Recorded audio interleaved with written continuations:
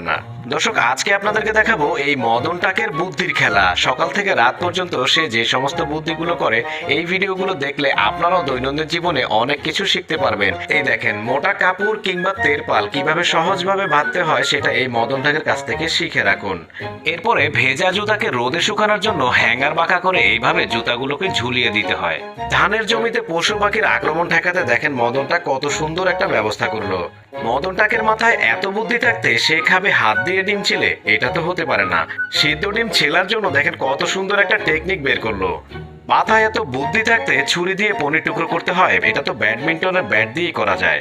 আর দেখেন, কোদাল এবং বেলচা একই সাথে দুই কাজ যদি একটা দিয়ে করা যায় তাহলে তার মন্দ হয় না। আর গাছে পানি দেওয়ার জন্য যদি এইভাবে ঝর্ণার মতো সিস্টেম করা যায় তাহলে তো ভালোই হয়। আর যদি পানির কল না থাকে তাহলে বোতল ফুটো করে এইভাবেও কিন্তু চাইলে গাছে পানি দিতে পারেন। মোজা, আন্ডারওয়্যার, সেন্টু গেঞ্জি এগুলো ধোয়ার জন্য শুধু শুধু ওয়াশিং মেশিনের